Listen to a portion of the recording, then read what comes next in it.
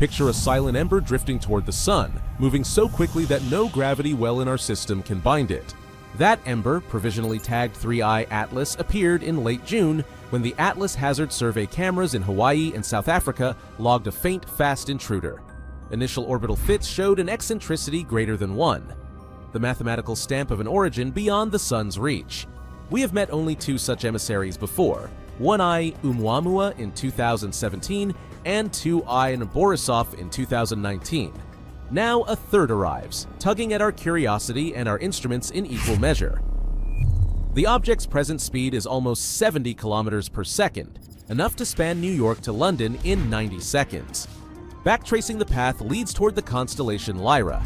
Forward projection shows a swing past Mars on 3rd October 2025, a solar perihelion 20 days later at twice Earth's distance, and final escape by early 2026.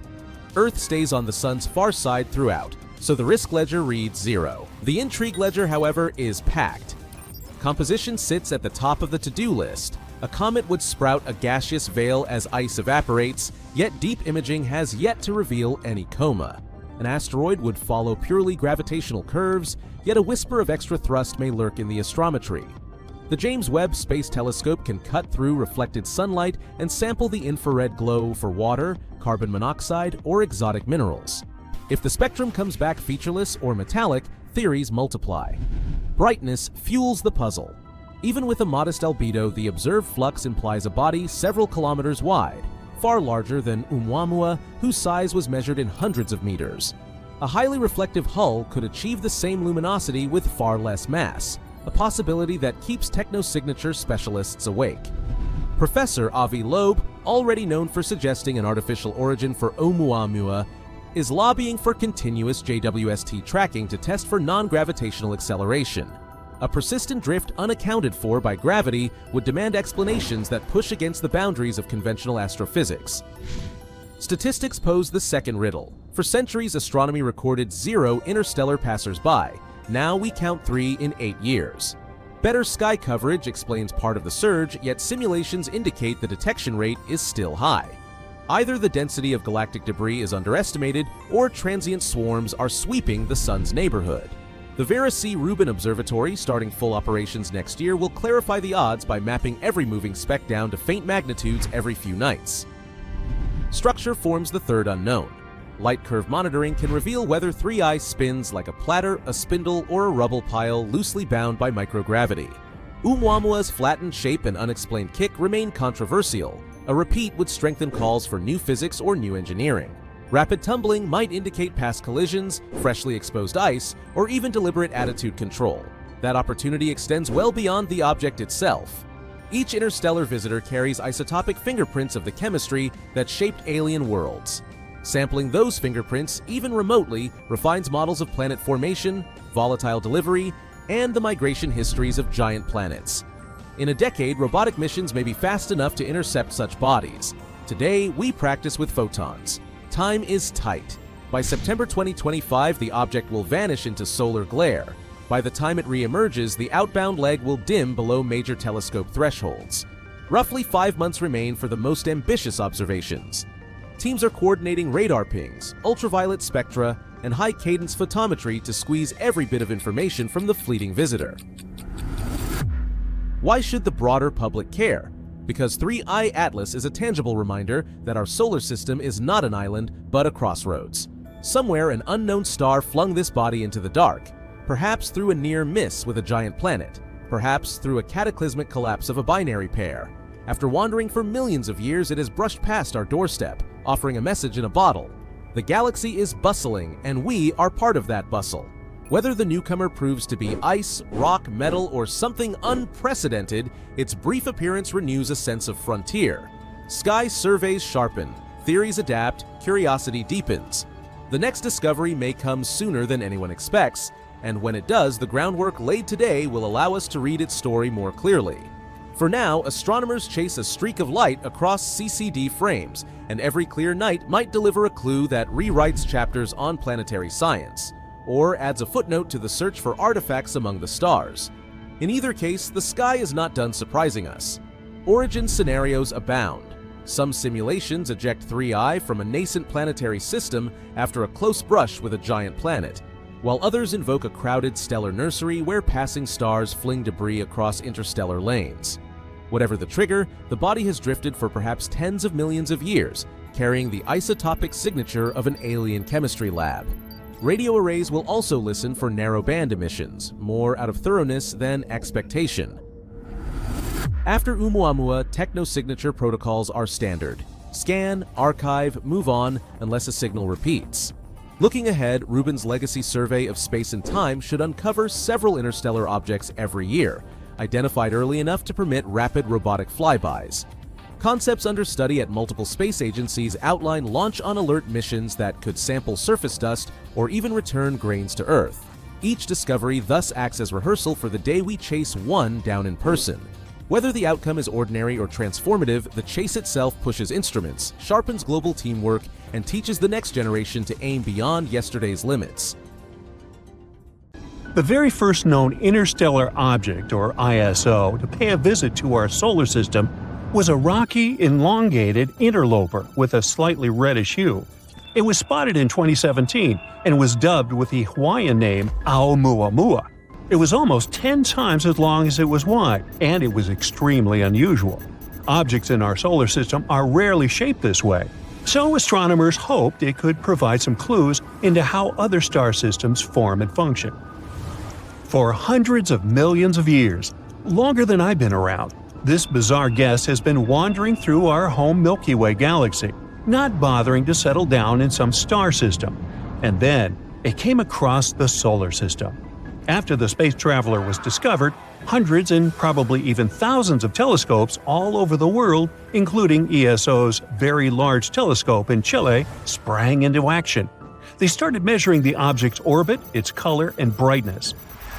That's when it became apparent that the space rock had an unusual orbit. Some astronomers suggested that Oumuamua was emitting hydrogen it had picked up during its journey between stars. This was a simple explanation for the mystery that had evoked lots of outlandish theories. When this bizarre guest was first spotted upon entering the solar system, scientists were not sure what its nature was. Some claimed it was a comet. Others disagreed, saying it didn't have the features typical for comets: a visible long tail and a coma, which is a cloud of gases surrounding the nucleus of a comet. Plus, its shape was different from that of other comets. The only thing that made Oumuamua more comet-like was the way it accelerated as it went away from the sun. The unusual object started to slow down on its way out, but in a strange way, as if not only gravity was in play there.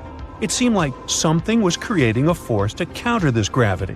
But unfortunately, this theory didn't quite fit either. The problem is that comets usually have large quantities of water ice on their surface, and as the sun heats this ice, it gets ejected as jets of gas. Those jets act as mini rocket boosters. But Oumuamua not only had no tail whatsoever, but it was also too small to capture enough solar energy to support this kind of activity. Of course, this mysterious space visitor caused some more outlandish theories.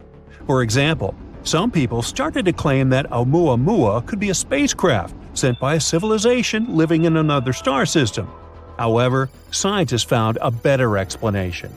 A comet that is traveling between stars gets cooked by cosmic radiation. These rays penetrate thick layers of ice, converting up to 25% of water molecules into molecules of hydrogen. And then, this trapped hydrogen gets released when some star warms the comet. The effects of this process are almost invisible. This might be the reason why we didn't see a spectacular tail accompanying Oumuamua.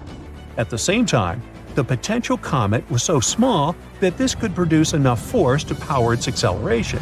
As for the amount of ice released as Oumuamua was coming closer to the Sun, it was likely too small for astronomers to spot it.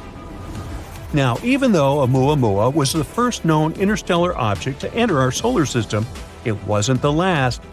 In August 2019, comet 2I Borisov visited us, becoming the second ISO astronomers managed to spot. Now, no one can argue that there simply must be more visitors from faraway star systems than those two. ISOs are rare.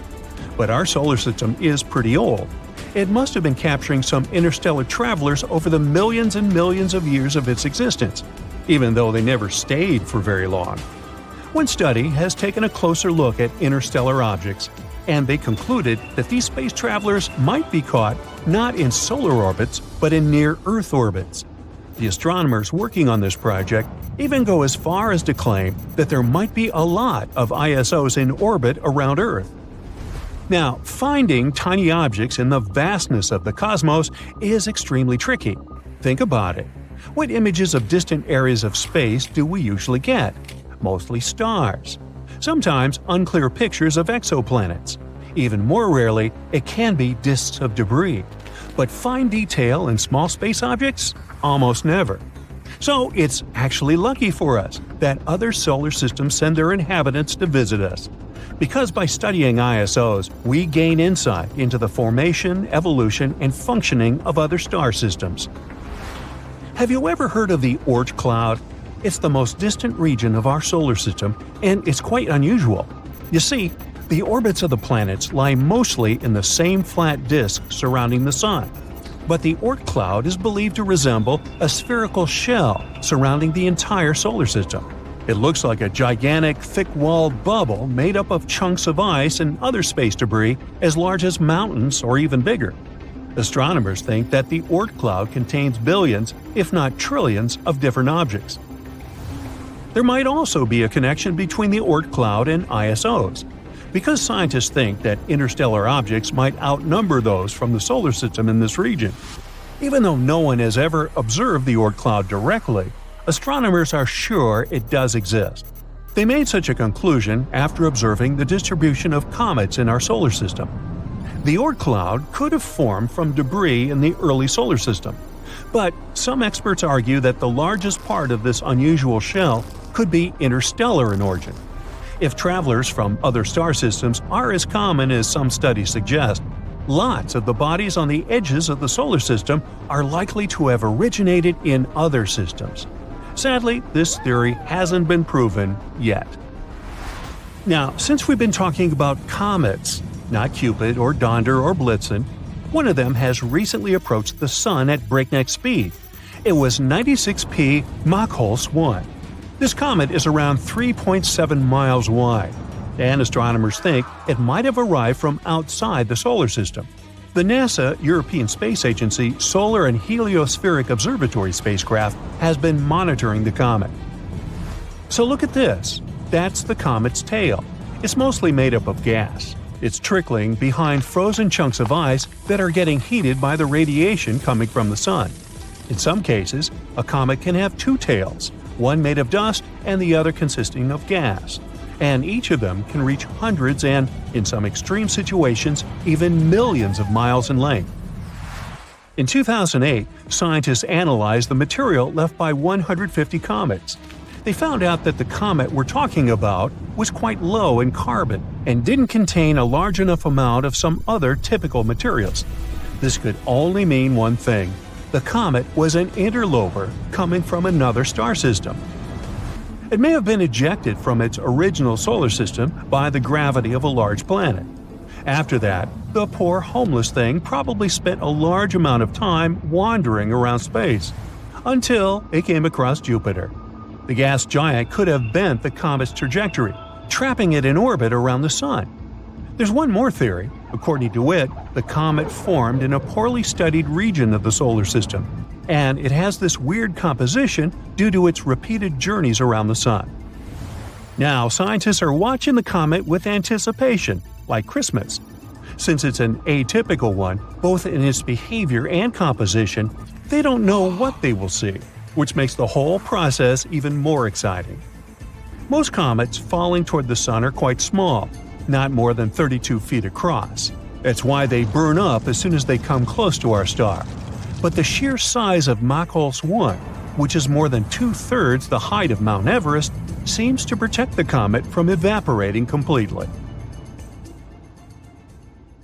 A sound from space? When up there in space, no one can hear you talk, laugh, or scream. Or at least that's how the saying goes. People can't hear anything in space due to its condition. Still, If you have the right conditions, like the hot gas that surrounds the black hole located at the center of Perseus, space can be quite noisy. That's the galaxy cluster 250 million light-years away from us. Researchers caught an actual sound of space, waves rippling through the plasma gas in Perseus. They first realized black holes generate acoustic signals in 2003, but this is the first time they brought these signals to the human ear, and wow, this sounds terrifying. Canyons filled with liquid on Titan.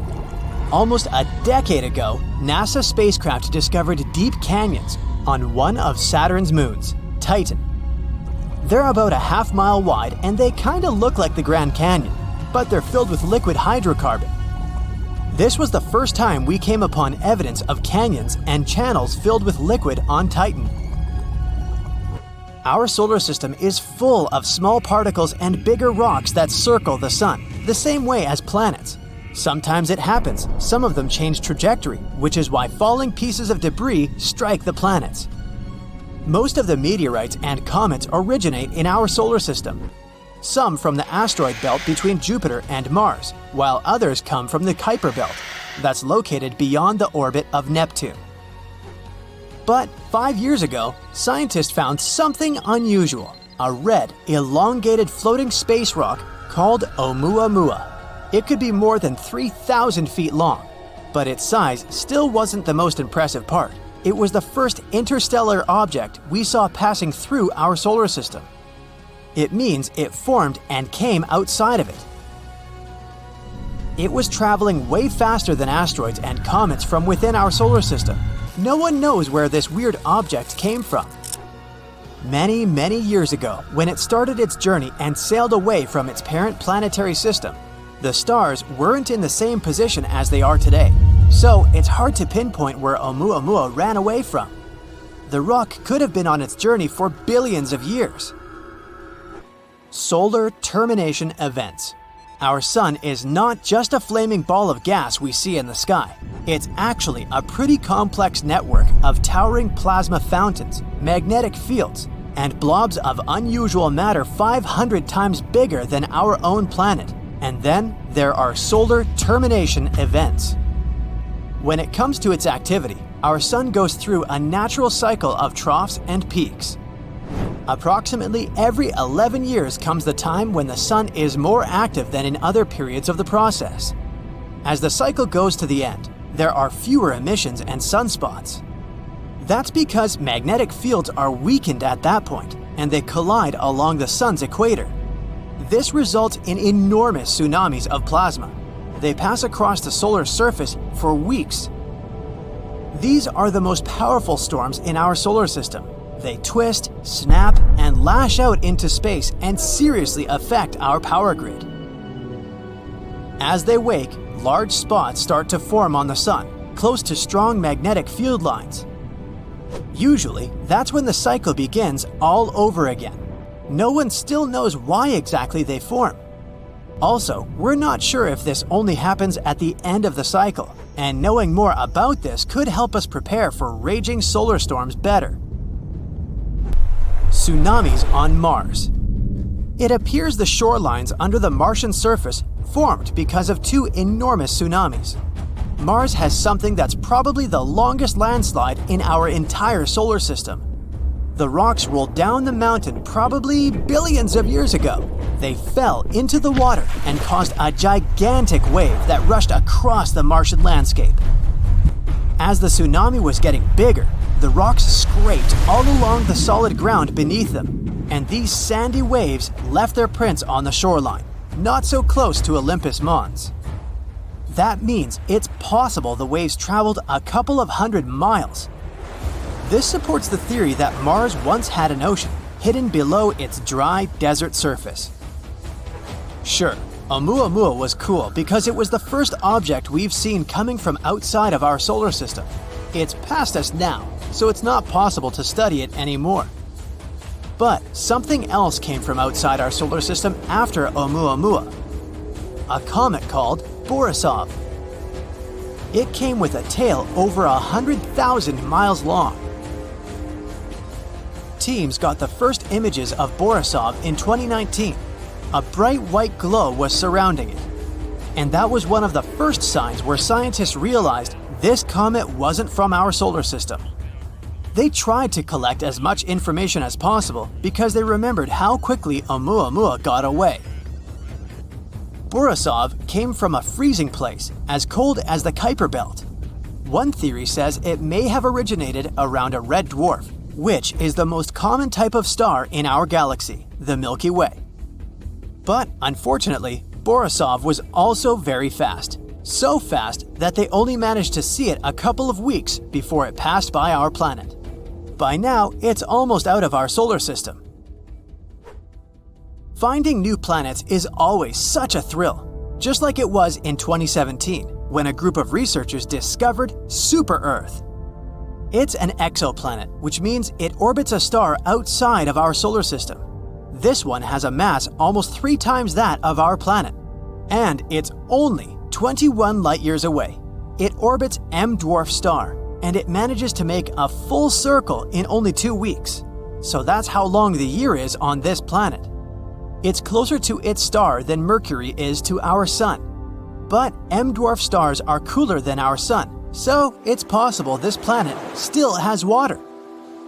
Super-Earth is generally a term for planets that are lighter than ice giants such as Uranus and Neptune, yet more massive than Earth.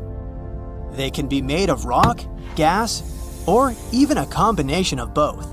The one they discovered in 2017 is especially interesting because this type of planet can also hold some form of life.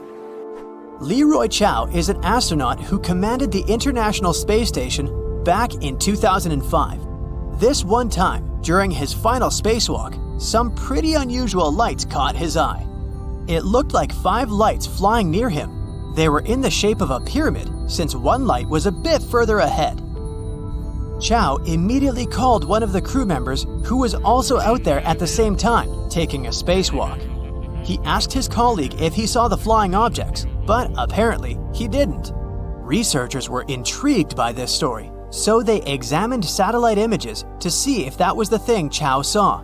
One of the options was that Chiao had seen fishing boats off the coast of South America. With bright lights, they wanted to attract squid. But since it was twilight time, the rotation of our planet may have made them appear to fly by.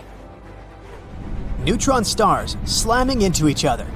After a massive star comes to its end in a strong supernova explosion, its core falls apart. Then it forms the densest form of matter we know about in the whole universe, called a neutron star. In only a couple of the first few seconds after a regular star begins transforming into a neutron star, the energy there is equal to the total amount of light all stars in the universe emit. At least the part we can observe, which is still a lot. It's hard to determine their real size, but picture it this way. The length of Manhattan with 1.5 times the mass of the Sun. If a star here were any denser, it would just collapse and form a black hole. Scientists captured 2 of these stars colliding a couple of years ago, and such impacts are extremely powerful. They create gravitational waves that lead to a ripple in space-time, but they produce heavy elements like platinum and gold. Look at this comet! Recently, it's erupted 4 times in less than 48 hours and has become nearly 300 times brighter than normal. This is the most powerful set of eruptions the comet has had in over 3 years.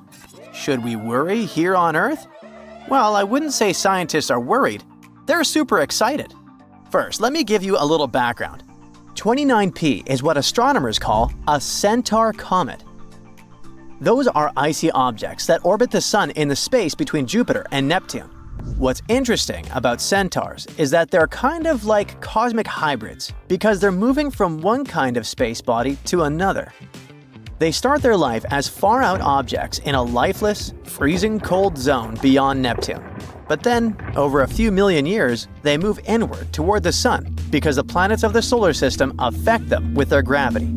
Eventually, they turn into short-period comets.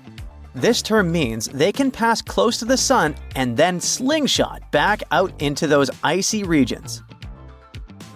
Centaurs, and their name indeed comes from a hybrid half-horse, half-human creature popular in Greek mythology, are especially interesting because they're basically leftovers from the formation of our solar system, kind of like cosmic fossils.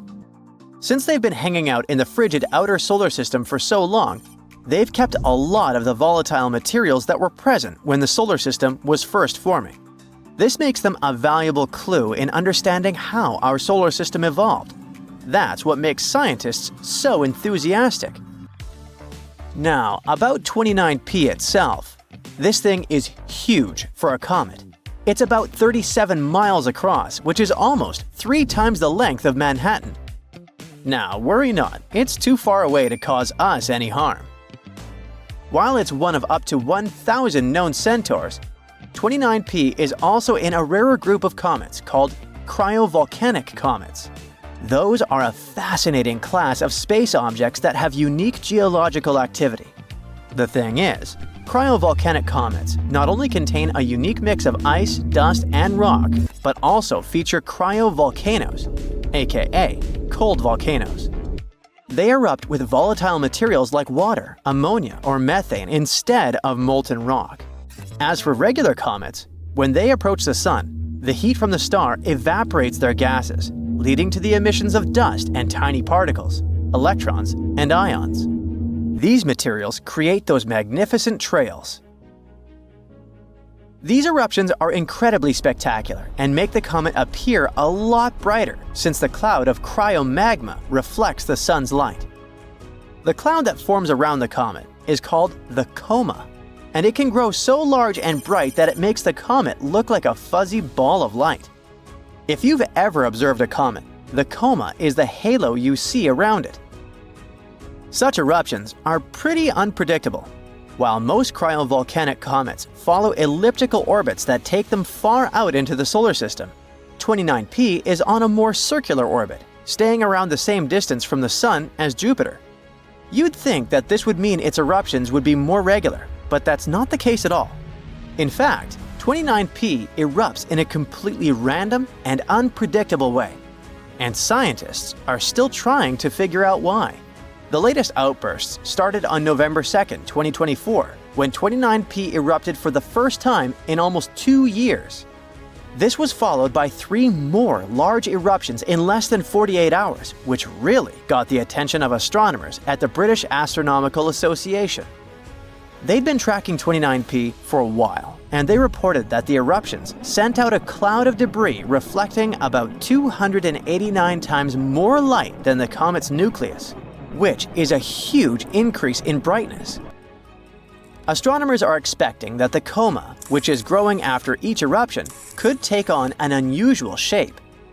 The multiple outbursts might cause the coma to expand in a weird, irregular way. This is especially interesting because 29P hasn't had a major eruption like this since November 2022. Then it threw out over 1 million tons of debris. The last time it had a massive outburst was in September 2021, when the comet had multiple eruptions in quick succession. In addition to the confusion about its eruptions, 29P is pretty different from most other comets. Most comets have elliptical orbits that take them far out into the solar system. They spend decades, centuries, or even thousands of years far from the sun, only to erupt when they get close. But 29P doesn't do that. No, it orbits the sun once every 15 years and stays at about the same distance as Jupiter. This strange behavior makes astronomers even more eager to figure out what's going on with it. Another cool thing about 29P is that it doesn't ever get close enough to the sun to grow a tail like other famous comets, such as the once-in-a-century comet, Tsuchinshan Atlas, which has recently made headlines. It passed the closest to Earth in 80,000 years. NASA's James Webb Space Telescope has been keeping an eye on 29P, helping solve some of the mysteries about the comet. And it has recently made another groundbreaking discovery. It has detected jets of CO2, good old carbon dioxide, coming from the comet. This was the first ever detection of CO2 jets on this particular comet. Webb has also discovered a jet of carbon monoxide coming from the comet. It can tell us a lot about the composition of the comet and its outbursts. What's especially interesting is that the jets seem to come from different parts of 29P's nucleus. Even though Webb can't actually figure out the nucleus itself because it's too small to see in detail, the jets coming from different locations on the comet's surface suggest that the nucleus may be made up of multiple objects. These objects might have different compositions, and it's possible that the nucleus is more of a composite body made up of smaller chunks that came together over time. Strangely, astronomers haven't detected any water vapor in the comet's atmosphere. That's unusual because the atmospheres of most comets often contain water. Our comet might lack water vapor due to the extremely cold temperatures on its surface. It could prevent water from evaporating or vaporizing. 29P isn't the only thing that Webb is studying. The telescope has also been making some big discoveries about galaxies far, far away. For example, Webb has recently spotted a galaxy with a pretty complicated name which appeared about 1 billion years after the Big Bang. What's super weird about this galaxy is that the gas in it is shining brighter than the stars, which is really rare. This could be a missing link phase in the evolution of galaxies, something that could help astronomers understand how galaxies transitioned from the very first stars, called population 3 stars, to the types of galaxies we see today. The stars in this galaxy are much hotter than we see in modern galaxies in local universe, around 144,000 degrees Fahrenheit, compared to the typical 72,000 to 90,000 degree Fahrenheit of stars today. This could mean that the galaxy is in the middle of a super brief but intense phase of star formation, where huge, hot stars are popping up in a dense gas cloud. And this gas cloud is glowing so brightly because it's being hit with tons of light from these stars. The research team behind this discovery says that although the galaxy doesn't have population 3 stars, because the data shows it has too much chemical complexity, it still could be a guide for understanding how galaxies evolved, from the first stars to the galaxies we're familiar with today. There are still so many questions about this galaxy. Is it a rare phase? Or is it something that happens often in the early stages of galaxy formation? Astronomers are hoping to study more galaxies like this one to figure it out. Whoa! A wall of fire spreads around the epicenter of the impact. It burns everything in its path. The waves raised by the explosion cover large cities, and earthquakes are so strong that giant skyscrapers fall like a house of cards. So, these are the possible consequences of the collision with the first interstellar object in history to visit our solar system. We discovered it in 2017, but we're still not sure what it is. An asteroid, a comet, or a spaceship of some outer space civilization. So far, scientists have named it Oumuamua. Sounds like a Hawaiian cow. Well, whatever it is, its speed is much faster than other asteroids, about 54 miles per second. At that speed, you could cross the US from coast to coast in less than 3 minutes. So this asteroid could travel from Earth to the Sun in about 2 months. By comparison, our rockets can travel up to 17,000 miles per hour. The same trip across the United States would take them about 9 minutes. So many scientists speculate that this is an artificial object created by a very advanced civilization. Okay. The shape of the object supports this theory. It's long and narrow and resembles a spaceship. It's about half a mile long, way bigger than the Eiffel Tower. Scientists decided to see if Oumuamua was really someone's spaceship and pointed some radio telescopes at it.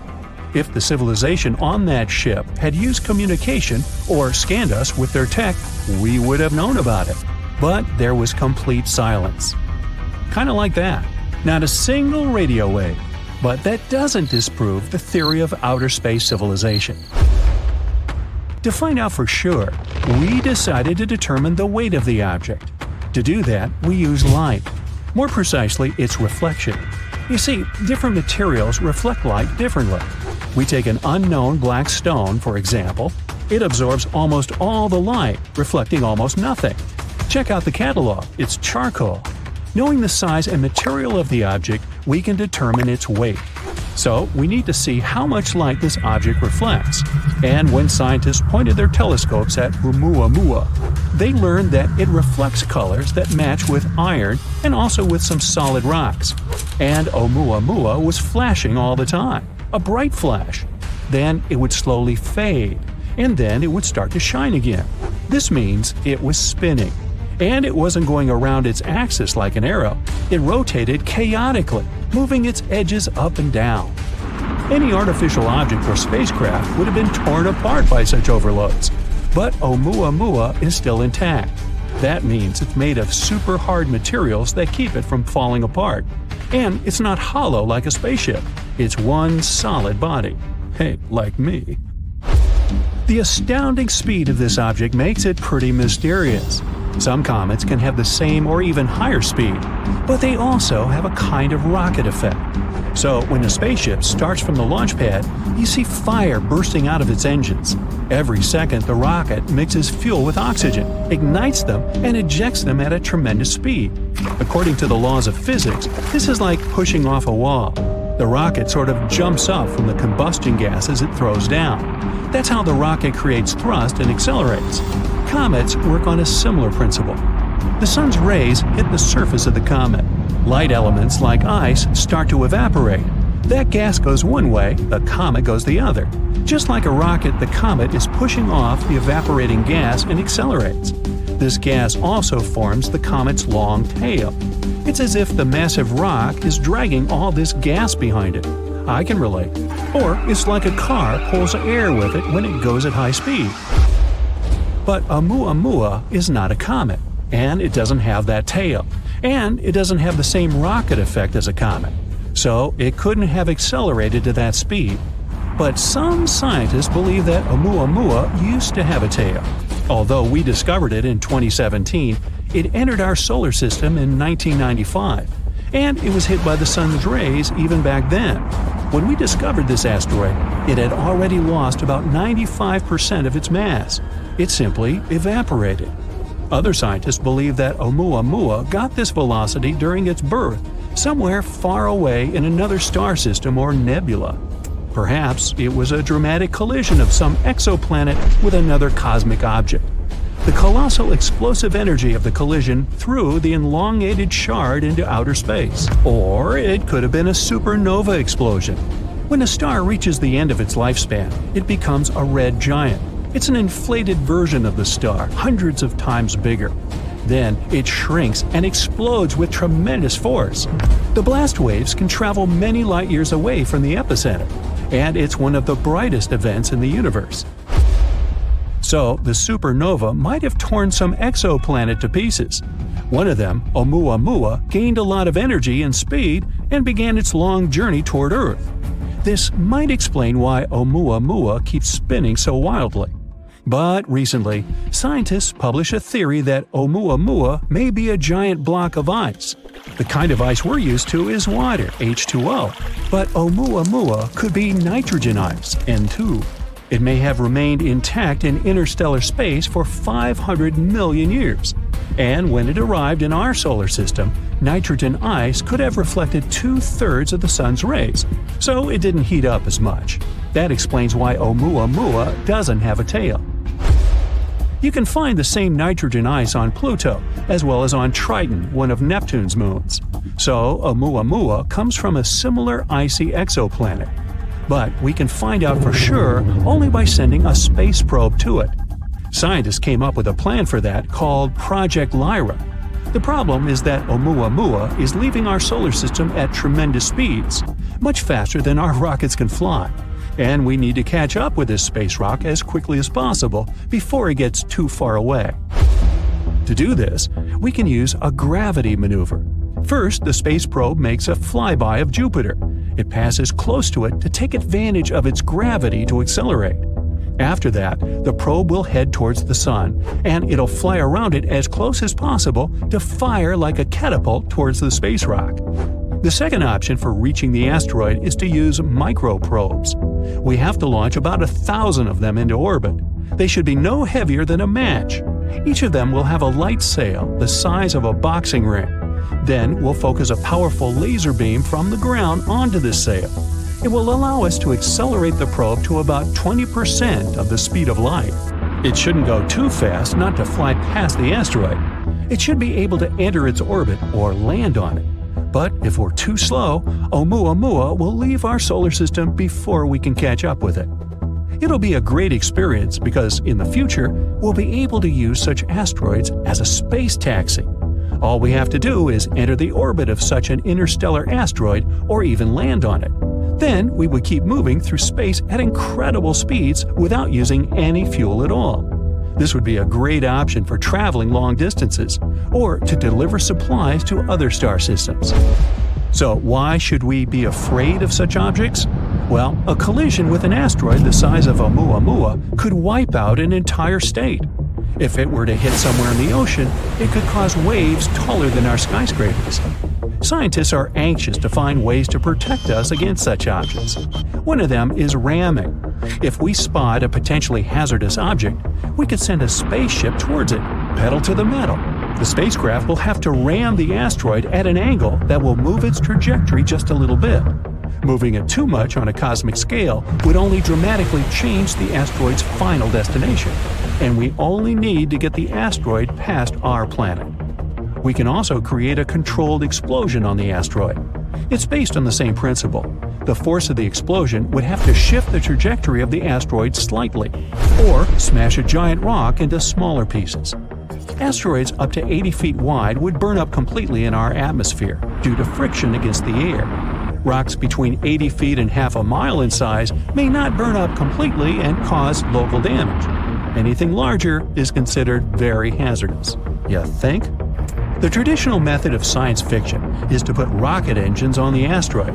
Then we can not only change the trajectory of the space rock, but also control it. And we can use it against other asteroids. It would be something like space billiards.